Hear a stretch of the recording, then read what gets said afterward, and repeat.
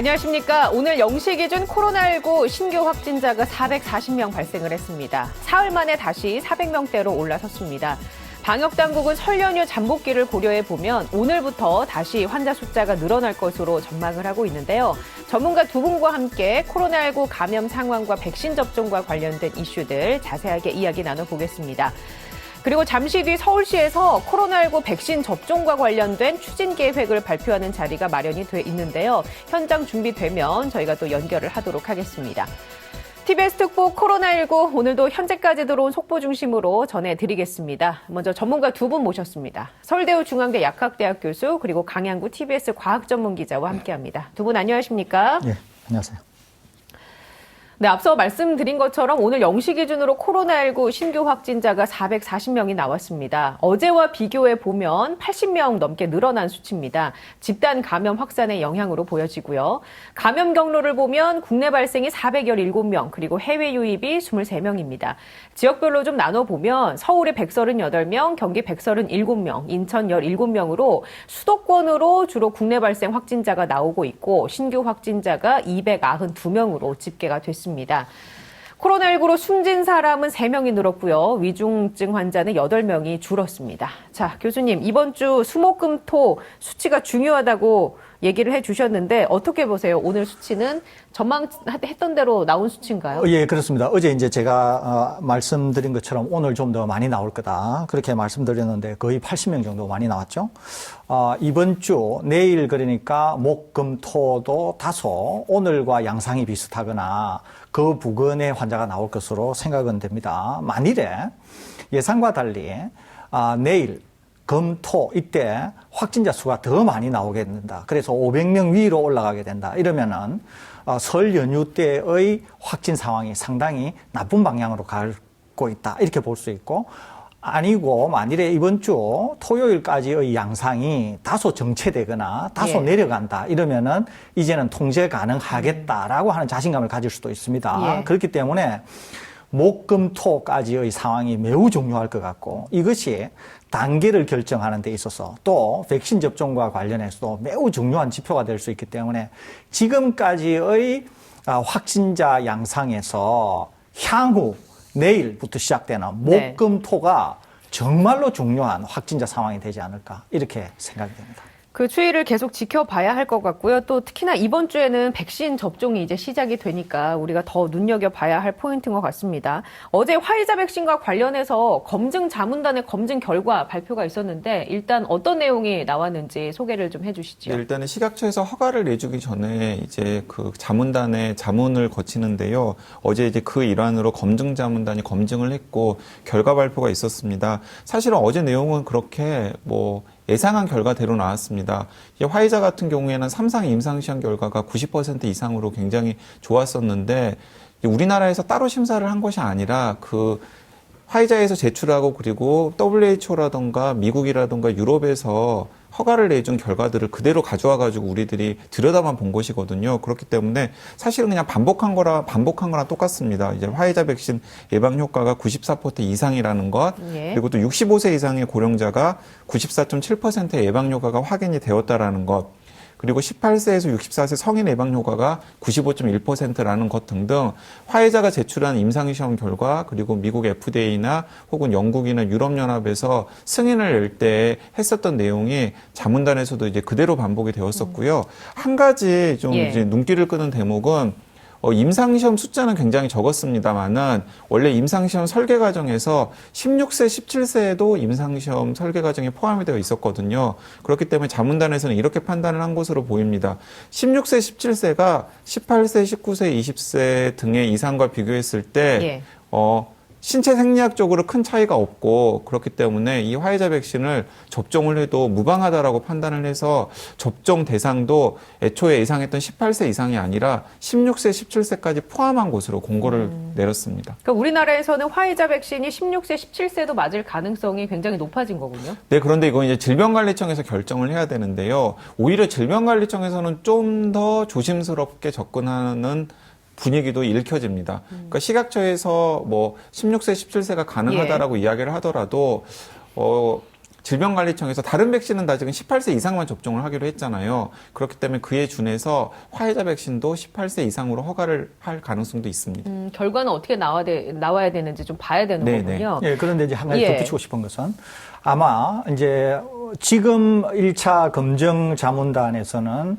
17세, 그러니까 연령이 더 낮은 거죠. 16, 17세에서부터 이제 접종을 하는 것으로 권고를 했거든요. 그런데 미 FDA도 일단은 16세 이상 예. 전 연령에 대해서 허가를 내준 상태입니다. 그다음에 유럽 식약처 EMA도 16세 이상 전 연령에 대해서 허가를 내준 상태예요. 그다음에 WHO도 16세 이상에 대해서 전체 연령군에 접종을 허가하는 그런 성인 권고를 낸 상태거든요. 그렇기 때문에 우리나라도 다소 16세와 17세의 임상 참여자 수는 적습니다만 그럼에도 불구하고 이제 미 FDA, 유럽 식약처인 EMA, WHO가 다 16세 이상 전 연령층의 화이자 백신의 사용 권고를 내렸기 때문에 1차 검증 자문위에서는 아마 그런 식으로 낸 것 같고 이후의 결과는 좀 더 지켜봐야 될 것으로 생각이 됩니다만 아마 화이자는 제가 예측컨대는 16세 전 연령에 대해서 아마 허가가 나지 않을까 이렇게 조심스럽게 예상이 됩니다. 지금 이스라엘 같은 경우는 16세 이상 이미 접종을 하고 있는 건가요? 16세 이상 접종을 하고 있고요. 미국도 16세 이상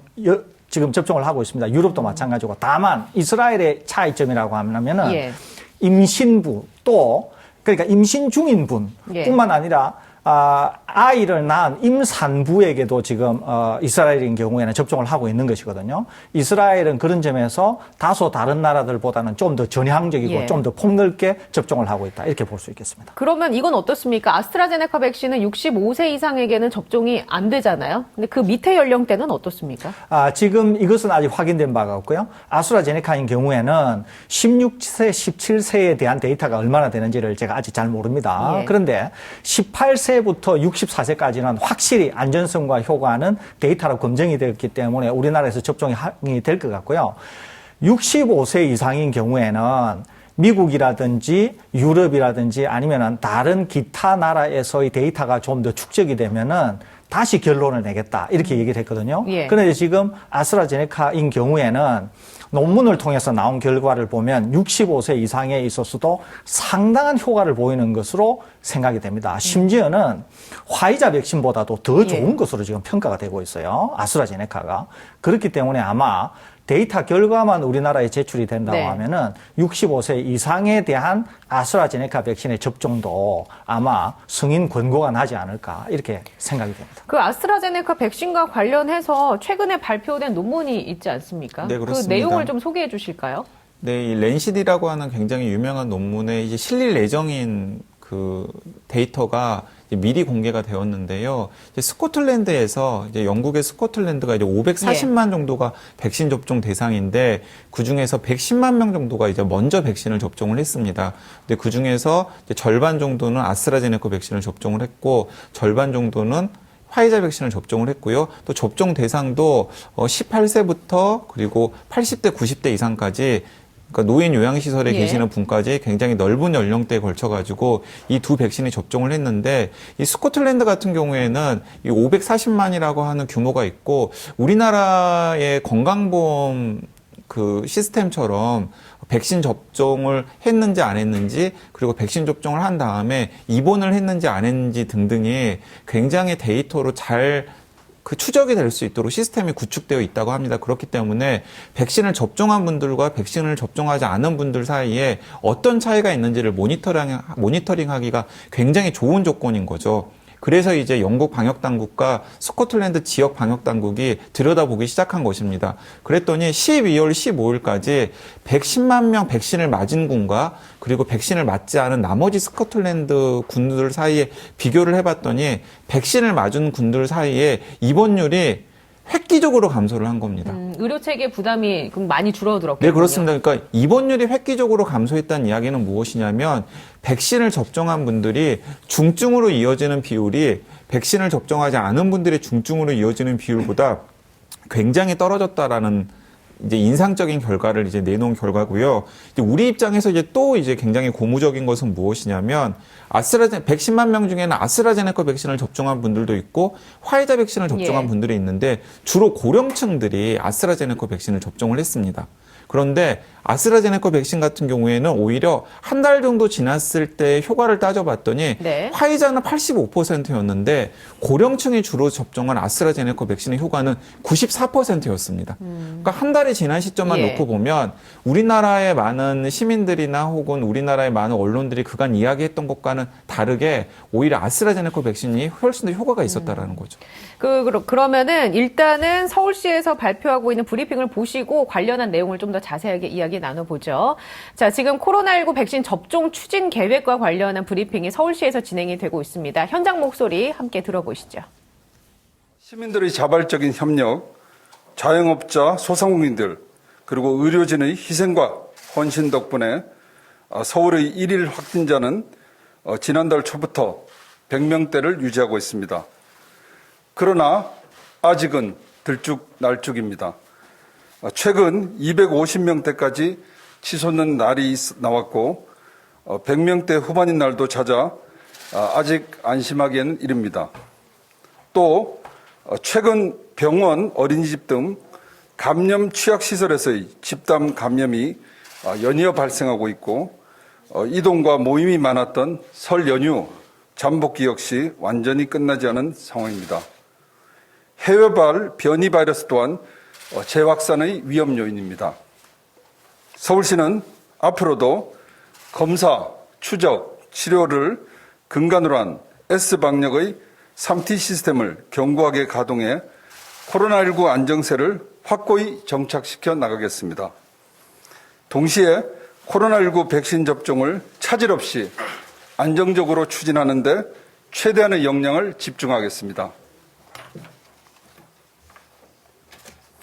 서울시는 바로 이틀 뒤인 26일부터 1000만 시민 백신 접종 대장정을 시작합니다.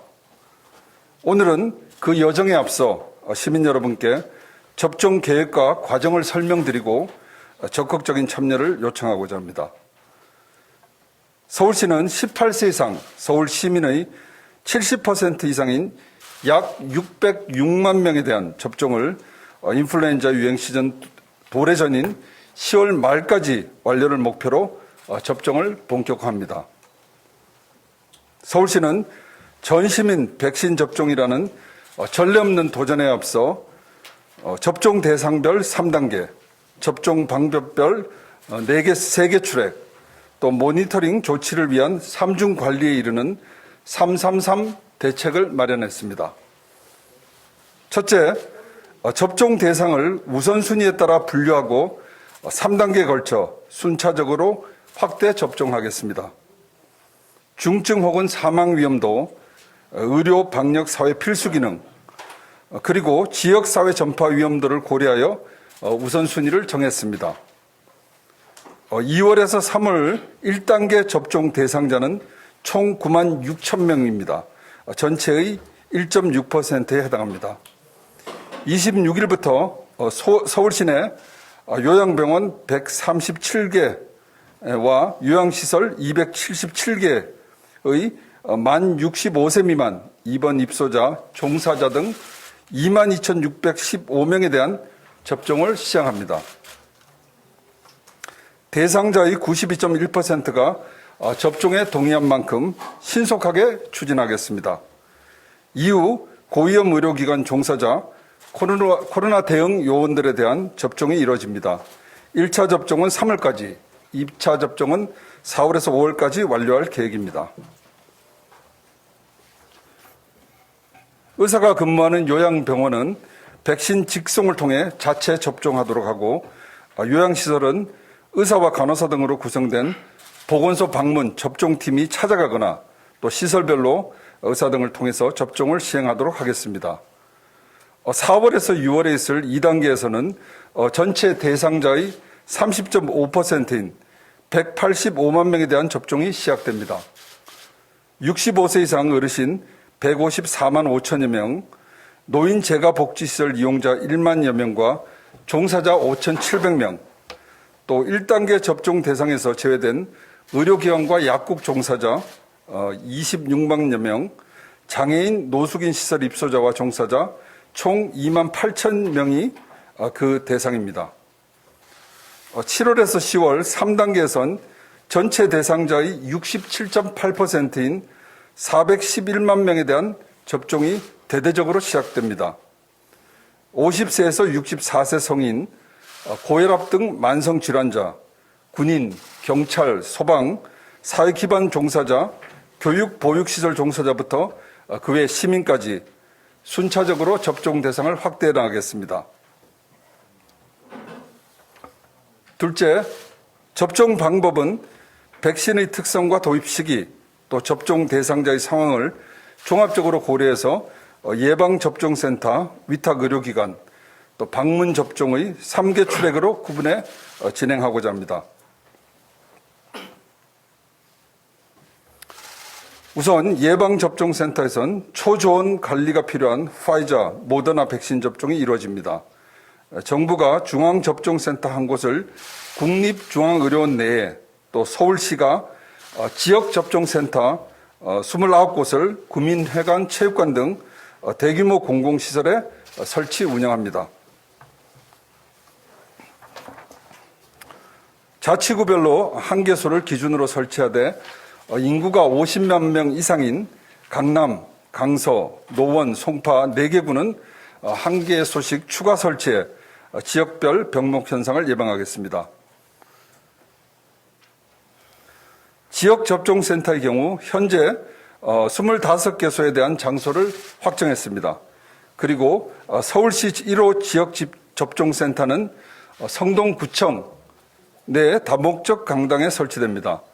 3월 중순부터 가동에 들어갈 계획입니다. 4개 노선의 지하철역에서 4분 거리에 위치해 접근성이 우수하고 250대 규모 주차 공간과 자가발전, 환기설비, CCTV 등의 제반 설비까지 갖춘 최적의 환경입니다. 군경과 협력해 접종센터를 24시간 관리하는 상황실도 운영합니다.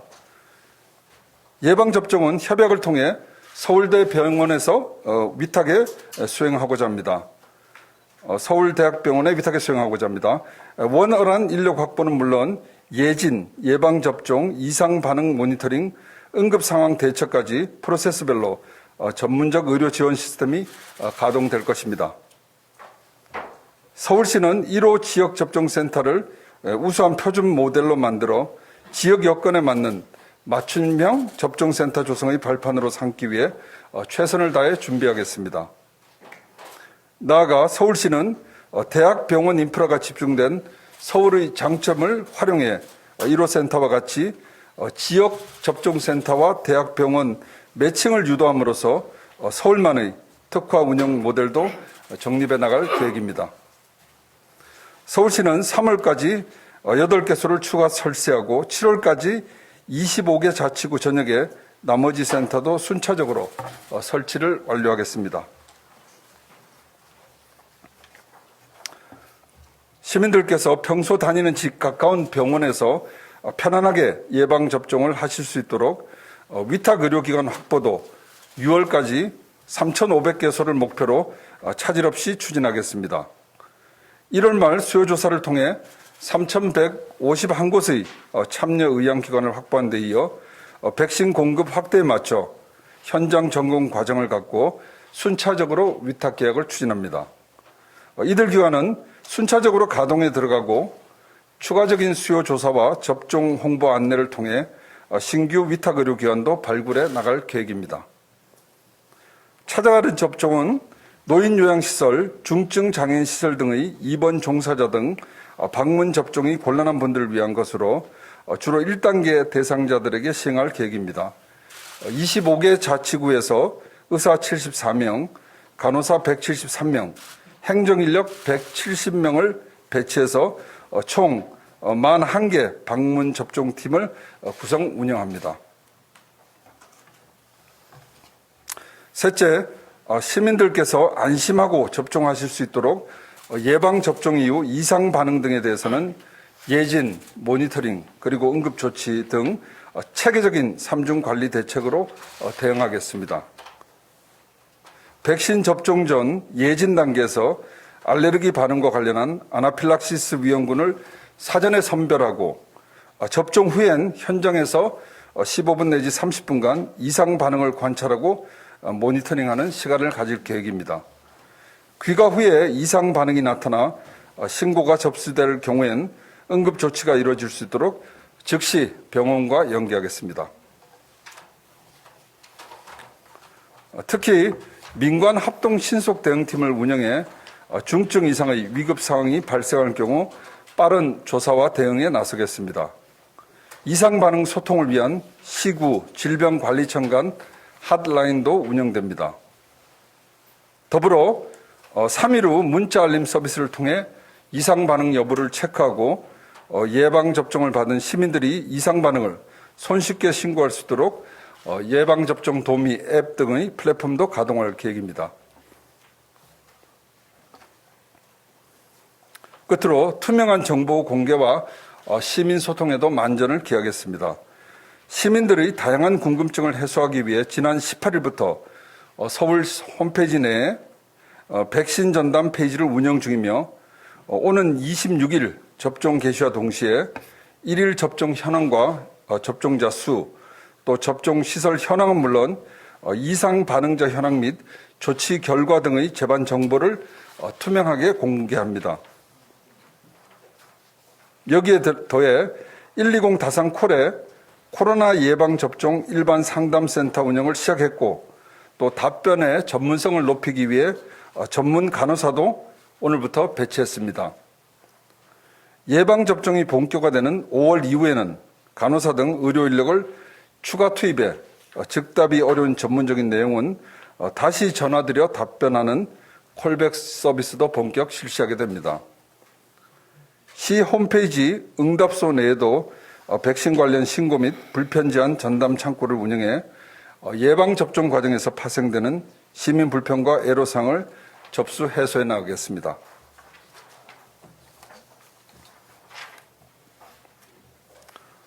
시민 여러분, 우리는 지금 코로나19 백신 접종이라는 새로운 길목 앞에 섰습니다. 일상으로의 복귀를 위한 첫 발을 떼는 전환의 시간이기도 합니다. 서울시가 수립한 백신 접종 계획이 시간표대로 차질 없이 이루어지기 위해서는 시민들의 신뢰와 협조가 절대적으로 필요합니다. 감염병 위험 없는 안전한 사회를 위해 그리고 우리의 잃어버린 일상과 만남, 민생 경제를 되찾기 위해 시민들의 적극적인 참여를 부탁드립니다. 아울러 백신 접종에 대한 기대감이 방심으로 이어져서는 안 됩니다. 집단 면역이 형성되고 마스크를 벗는 그날까지 코로나19 재유행의 위험이 우리 곁에 상존하고 있기 때문입니다. 특히 그런 사태가 발생할 경우 지금까지 어렵게 지켜온 생활 방역망이 무너져 전 국민의 염원인 집단 면역 형성도 난관에 봉착하게 될 것입니다. 백신 접종이 진정한 희망의 시간을 열 수 있도록 개인 생활 방역 수칙은 오히려 이전보다 더 철저히 지켜주시길 당부드립니다. 시민들께서 믿고 함께 하실 수 있도록 서울시도 333 대책을 치밀하게 준비하고 철저하게 실행하겠습니다. 감사합니다. 네, 이어서 기자단 질의응답 시간을 갖도록 네, 지금까지 서울시 코로나19 백신 접종 추진 계획 브리핑 함께 보셨습니다. 서울시는 1000만 시민 백신 접종 대장정이라는 슬로건으로 약 시민의 70%, 18세 이상 시민 약 70%인 606만 명에게 접종을 10월 말까지 완료하는 것을 목표로 삼았습니다. 접종 대상별로 3단계를 나누고 3트랙 그리고 3중 관리 시스템으로 접종에 만전을 기하겠다라는 계획을 밝혔는데요. 일단 우선순위에 따라서 접종 대상은 분류가 되고 순차적으로 확대 접종이 이루어질 것으로 보입니다. 그리고 조금 전에 강양구 기자 그리고 설대우 교수님과 함께 아스트라제네카 백신과 관련된 그 데이터가 나와서 그 얘기를 잠깐 나눴거든요. 일단 요약을 해보면 65세 이상 고령층에게도 효과가 있었고 네. 입원율이 많이 낮아졌고 그리고 이 부분도 눈에 띕니다. 1회 접종만으로, 그러니까 한 번 접종만으로도 이게 달성이 됐다는 거잖아요.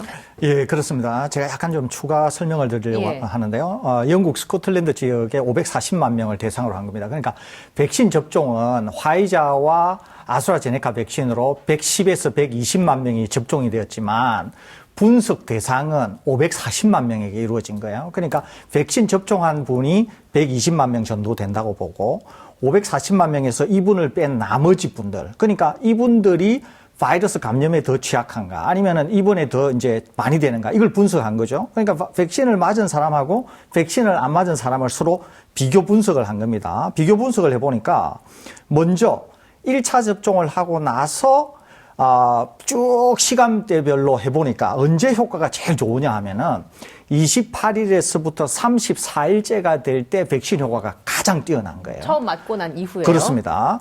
이때 비교를 해보니까 입원율을 가지고 비교를 해보니까 화이자 백신은 입원율이 85% 정도의 효과가 있는 거예요. 85%라고 하면은 안 맞은 그룹에서는 100명이 입원을 하는데 맞은 데서는 15명만 입원을 한다는 거죠. 예. 그런데 아스트라제네카도 비슷한 시간으로 가서 백신을 1차 접종하고 나서 28일에서 34일에 테스트를 해보니까 안 맞은 데서는 100명이 입원하는데 맞은 데서는 6명만 입원하는 거예요. 즉 보호 효과가 예. 94%나 된다는 거죠. 한 번 맞았는데도. 한 번 맞았는데도. 예. 그러니까 이제 또 여기서 알게 된 거는 뭐냐면은 화이자 백신과 이 아스트라제네카 백신이 접종을 하고 나면은 아까 28일에서 34일에 이르기까지 한 번을 접종했는데도 항체를 생산하는 거나 그다음에 면역 기능이 점점 높아지는 거예요. 점점 높아져서 28일에서 34일에서 피크를 이룬 다음에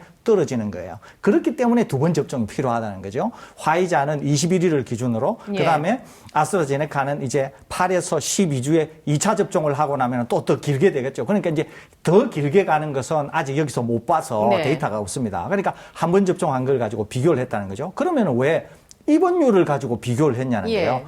지금처럼 감염되는 것 이런 걸 가지고 왜 비교를 안 했느냐라는 거예요. 이건 왜 그러느냐 하면은 본격적으로 이제 현장에서 백신 접종이 일어나게 되면 무엇을 가지고 평가를 하느냐 하면은 입원되는 거를 가지고 평가를 하게 됩니다. 이때부터는. 왜 그러느냐 하면 백신은 걸렸을 때 중증으로 가는 것을 막아주는 것이거든요. 그러니까 백신의 본질, 즉 현장에서 감염이 되더라도 백신이 얼마나 보호 효과가 있나 하는 것은 이제 입원율로 극명하게 드러난다는 거죠. 그런 점에서 이 스코틀랜드, 영국 스코틀랜드에서 네네. 540만 명을 대상으로 분석한 것은 굉장히 중요한 결과고 화이자에게도 1차 접종을 하고 나서 원래는 30%에서 50%의 보호 효과가 있다고 생각이 되었는데 입원율을 가지고 해보니까 85% 정도의 보호 효과가 있다. 그 다음에 아스트라제네카는 실제로 94% 정도나 되는 보호 효과가 있으니까 우리가 생각한 것보다 현장에서는 예. 훨씬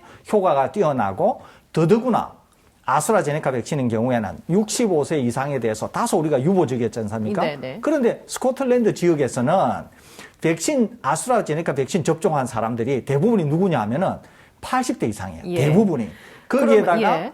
65세 부근, 65세에서부터 70대도 꽤 있거든요. 그런데 대부분이 80대니까 이 군에서조차 입원율과 관련한 분석에서의 보호 효과가 96%, 94% 정도에 이르니까 보호 효과는 노령층에서도 굉장히 뛰어나다 이렇게 볼 수 있겠습니다. 자, 거기서 제가 조금만 덧붙이겠습니다만은 이제 숫자를 제가 알려드리겠습니다. 그러니까 백신을 맞은 사람이 이제 110만 명 정도 되는데요.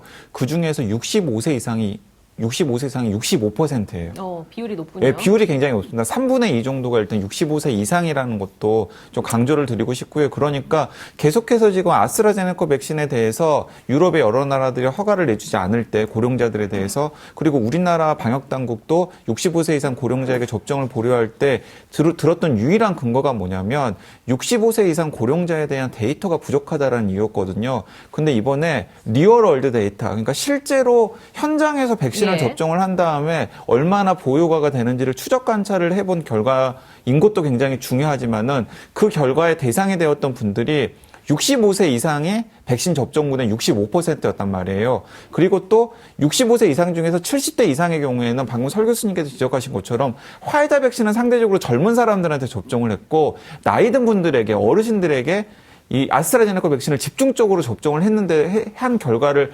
들여다보니까 한 달 후에 오히려 아스트라제네카 백신이 화이자 백신보다 그 입원율을 낮춰주는 효과가 더 뛰어났다라는 겁니다. 그러니까 일단 요약해보면 백신을 맞게 되면 중증 환자로 가는 비율이 확실하게 낮아진다. 그렇습니다. 그리고 아스트라제네카 백신의 효과가 굉장히 좋다. 특히 네. 노령층에게서도. 네. 근데 그렇다면 우리나라에 퍼져 있는 여론 중에 하나가 화이자는 안전한데 아스트라제네카 백신은 좀 위험한 거 아니야? 이런 게 아직까지도 있을 수 있는데 네. 그 부분에 있어서는 데이터로 좀 증명이 된 거네요. 네, 그 효과가 이번에 데이터로 예. 증명이 된 거고요. 이게 안전성 면에서도 화이자나 아스트라제네카 공의 심각한 부작용은 관찰되지 않았습니다. 그러니까 화이자 백신도 예. 안전하고 아스트라제네카 백신도 안전한데, 자, 여기서 이제 아마 이 방송을 꾸준히 지켜본 시청자분들은 다 알고 계실 텐데, 오늘 처음 이 방송을 보시는 분들에게 이제 다시 한번 강조를 드리고 싶은데, 영국의 실제 임상 데이터를 봐도 그렇고 많은 백신 전문가들도 입을 모아서 이야기를 하는 네. 것은 둘 다 안전하지만은 굳이 그 중에서 더 안전한 백신을 따지자면 아스트라제네카 백신입니다. 왜냐하면 이것도 영국 같은 경우에는 화이자 백신도 접종을 하고 있고 아스트라제네카 백신도 접종을 하고 있잖아요. 그래서 지금 1,000만 명 이상이 화이자 백신과 아스트라제네카 백신을 접종을 했습니다. 그래서 영국 같은 경우에는 그 부작용 사례들을 계속해서 수집을 하고 있어요. 그랬는데 경증 부작용은 예. 둘 다 많이 나타납니다.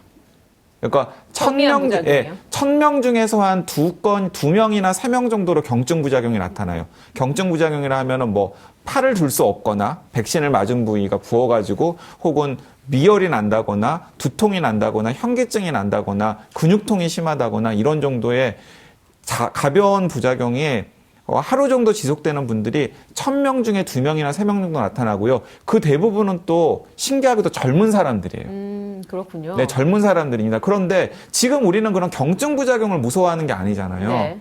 중증 부작용을 무서워하는 겁니다. 예를 들어서 뭐 알레르기 쇼크 같은 아나필락시스 같은 자칫 잘못하면 빨리 대응을 하지 않으면 생명을 잃을 수도 있는 중증 부작용에 주목을 하는 건데 중증 부작용 사례는 아스트라제네카는 거의 없어요. 그렇군요. 그런데 화이자 백신을 접종한 분들 사이에서는 약 10만 명당 2명이나 3명 정도꼴로 중증 반응 사례들이 나타나고 있고 영국의 누적된 아나필락시스 사례가 네. 지금 어제까지 150건 정도가 됩니다. 그런데 이제 이 150건이라는 숫자가 굉장히 의미가 있는 게 예. 영국은 알레르기 병력이 있는 사람들에게는 화이자 백신 접종을 안 하고 있어요. 아, 그렇군요. 예, 그런데 알레르기 병력이 있다라고 보고하지 않고 화이자 백신을 맞은 시민들 중에서도 이 아나필락시스 같은 상당히 심한 알레르기 쇼크 반응들이 상당히 많이 나타나고 나왔다. 있다라는 겁니다. 이건 우리나라에서 앞으로 화이자 백신 혹은 예. 아스트라제네카 백신 접종을 할 때 신경을 써야 될 대목으로 보입니다. 그 신경을 써야 되는데 화이자 백신 접종과 관련해서 또 혼선이 있었습니다. 정 총리가 언론 인터뷰에서 65세 이상은 화이자 백신을 맞을 가능성이 높다라고 얘기를 했거든요. 그런데 또 방역 당국은 그렇지 않다라고 해명을 한 상황이고요.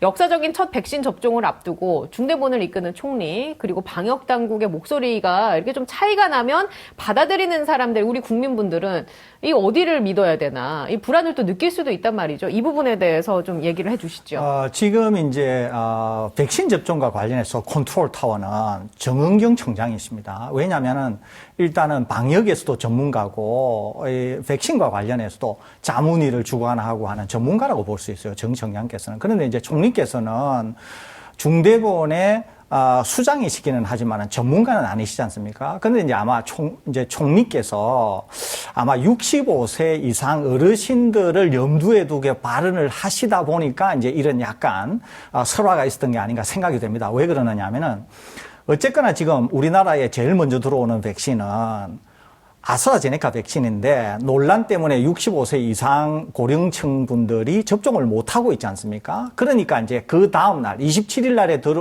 날에 들어와서 27일 날에 이제 백신 접종이 되는 화이자는 또 오히려 고령층에 접종을 하는 게 아니라 의료진들을 먼저 접종을 하게 되지 않습니까? 그러니까 아마 그 사이에서 만일에 우리에게 화이자 백신이 더 여분이 있으면 백신 접종을 해야 되는데 못하고 계신 고령자분들에게도 할 수 있는 거 아니냐. 이렇게 아마 예.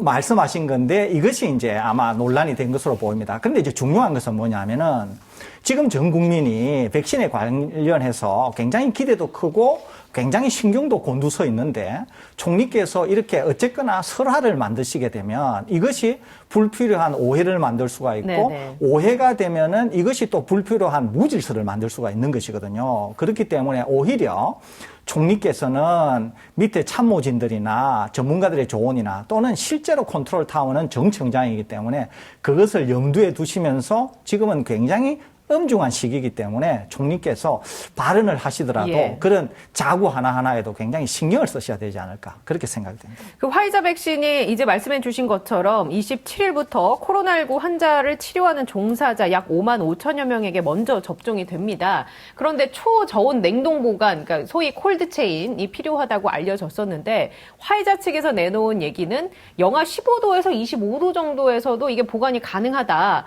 이런 얘기를 했단 말이죠. 그렇다면은 특별한 콜드체인이 아니라 그냥 일반 냉동고에서도 보관이 가능하다는 얘기입니까?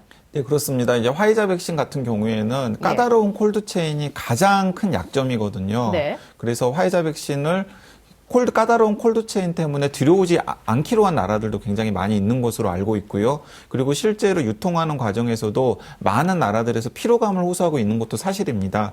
그래서 이제 화이자에서 이제 이렇게 생각을 했던 것 같습니다. 가장 이상적인 조건이 아니라 실제로 냉동고에 보관을 했을 때 화이자 백신의 이 RNA가 깨지지 않고 어느 정도 지속되는지를 다양하게 확인을 한 것으로 보입니다. 그래서 그 확인한 결과를 지금 제출을 한 것인데 일단은 화이자 측의 이 발표 자료만 놓고 보면 초저온 보관이 필요가 없고 영하 15도에서 25도에서도 가능하다라고 일단은 발표를 했고요. 그런 발표의 근거가 되는 자료를 미국 식품의약국 FDA에 제출을 한 것으로 지금 알려지고 있습니다. 그런데 영하 15도에서 25도 정도라면 영하 20도 정도가 우리 일반 가정에서 쓰는 냉동고에 그 온도가 영하 20도 정도까지는 가능하니까 일반 냉동고에서도 충분히 보관이 가능한 것이거든요. 그래서 만약에 이걸 FDA에서 충분히 과학적 근거해서 화이자가 영하 15도에서 25도에서도 유통이 가능하다라고 판단을 내린다 그러면 화이자 백신의 유통에 있어서도 상당히 숨통이 트일 것으로 전망이 됩니다. 그 mRNA 계열 백신이 처음에는 이제 그걸 유지하기 위해서 영하 70도 얘기가 나왔는데 이렇게 돼도 과학적으로는 별 문제가 없나 보죠? 이거는 이제 그냥 하는 게 아니라 많은 실험을 통해서 검증을 하게 됩니다. 그래서 이제 우리가 통상 이렇게 얘기할 때는 마이너스 20도 플러스 마이너스 5도 이렇게 얘기하거든요. 그러니까 마이너스 20도에서 아래로 뭐 한 5도, 위로 5도 정도 되어도 안전하다는 거죠. 그러니까 이 범위에서 다양한 연구를 통해서 안전하다고 하는 걸 확인하는 거예요. 또 하나는 이 영하 20도에서 5일 정도, 유통이 가능하고 또 일단 녹였을 경우에는 2도에서 8도 사이에서 한 5일 정도는 안정하다. 이게 이제 이미, 화이자에서 얘기하는 거니까 이렇게 될 경우에는 배송이나 보관, 운송 이런 것들이 이제 굉장히 유리하게 됩니다. 이렇게 될 경우에는 지금 접종센터에서만 화이자 백신을 접종하도록 되어 있는데 이것도 지금의 아스트라제네카처럼 각 의료기관에 배송해서 그쪽에 있는 의료진들이 접종을 하는 이런 상황에까지 갈 수 있기 때문에 만일에 이것이 사실이라고 하면은 화이자가 다양한 형태로 아주 신속하게 접종이 되는 데 있어서 상당히 그런 물꼬를 틀 것으로 생각이 됩니다. 그 접종센터가 아니라 일반 병원에서도 이제 접종이 가능하며 거동이 불편하셔서 이 센터에 못 오시는 분들도 이제 맞으실 수 있게 되겠네요. 그렇게 될 가능성이 있습니다. 예를 들면은 만일에 요양원이나 요양병원에 계신 분들에게 화이자 백신을 접종하기로 결정만 된다고 하면 지금의 콜드체인이 승인이 된다고 하는 가정하에서 그럴 경우에는 요양원이나 요양병원으로 배송을 한 다음에 거기에서 영하 20도 플러스 마이너스 5도에서 저장을 하고 거기에서 해동한 다음에 거기 의료진이 접종을 할 수도 있기 때문에 그런 점에서 편리함을 상당히 제고할 수 있다. 이렇게 볼 수 있겠습니다. 알겠습니다. 자, 오늘 백신과 관련된 여러 가지 이야기들 나눴습니다. 지금까지 서울대우 중앙대 약학대학 교수 강양구 TBS 과학전문기자와 함께했습니다. 저도 여기서 인사드리겠습니다. 건강한 하루 보내시기 바랍니다. 시청해주신 여러분 고맙습니다.